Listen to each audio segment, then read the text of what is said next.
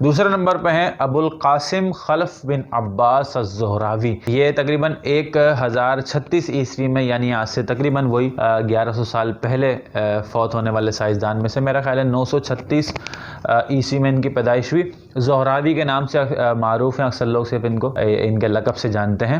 ان کو father of modern surgery بھی کہا جاتا ہے، کیونکہ دنیا کے پہلے جراح تھے، یعنی پہلے سرجن تھے، اور انہوں نے سرجری کے لیے بہت سارے آلات متعارف کروائے، اور وہ آلات آج بھی جو ہے وہ میڈیکل سائنس میں استعمال کیے جاتے ہیں، اور ان کے ذریعے سے ہی سرجری کی جاتی ہے.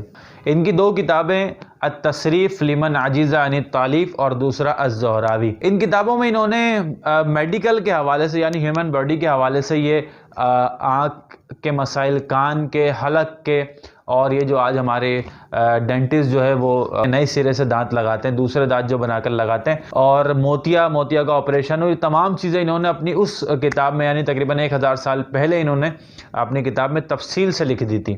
الزہراوی پہلے وہ سائنسدان تھے جنہوں نے ہیموفیلیا دریافت کیا، بلکہ صرف دریافت نہیں کیا، اس پہ ایک تفصیلی کتاب بھی لکھی. یہ ہیموفیلیا ایک قسم کا موروثی مرض ہے، جو یعنی پیڑھی در پیڑھی جو ہے وہ منتقل ہوتا ہے. چند ایک لوگ ہیں ان میں، اور اس مرض کو آپ یہ سمجھ لیں کہ اگر کہیں پر چوٹ لگ جائے، کہیں پر یعنی کٹ لگ جائے، تو وہاں سے خون بہنا شروع ہوتا ہے. اب عام انسان کی باڈی میں یہ ہوتا ہے، جب خون بہنے لگتا ہے تو ہمارے جسم میں کچھ اس طریقے کے پیوند کار، یوں سمجھ لیں، وہ موجود ہیں، خون کے ساتھ جو گردش کر رہے ہوتے ہیں، وہ اس جگہ کو فوراً سے بھر دیتے ہیں اور خون کو نکلنے سے روک دیتے ہیں. جبکہ ہیموفیلیا کا جو مرض ہے، اس میں جو لوگ مبتلا ہوتے ہیں، اگر ان کو ذرا سا کٹ لگ جائے تو وہ ان کا خون رکتا نہیں ہے، بڑی مشکل سے خون رکتا ہے، اور خون رکتا ہے بہتے بہتے، حتیٰ کہ ان کا اتنا خون بہہ جائے گا کہ اس چھوٹے سے کٹ کی وجہ سے پورے جسم کا خون بہہ جائے گا، اور اس کی وجہ سے ان کی موت ہو جائے گی. پوری دنیا میں یہ لوگ پائے جاتے ہیں. ان کا ہر سال 17 اپریل کو جو ہے ہیموفیلیا ڈے منایا جاتا ہے، پوری دنیا میں منایا جاتا ہے. سوشل میڈیا پہ آپ دیکھ سکتے ہیں.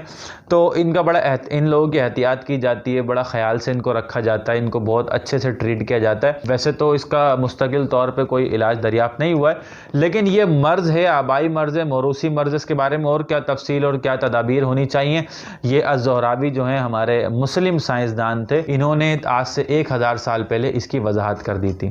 تو اللہ تعالیٰ کا شکر کرنا چاہیے کہ ہمارے جسم میں خون کو جمانے والے ذرات موجود ہیں، جن احباب میں موجود نہیں ہیں. اللہ تبارک و تعالیٰ ان سب کو صحت دے، عافیت دے، اور ہمیں جو ہے سمجھنے کی توفیق دے کہ کتنی بڑی نعمت ہمارے پاس ہے، ہمیں اس کے بارے میں بالکل علم نہیں ہے.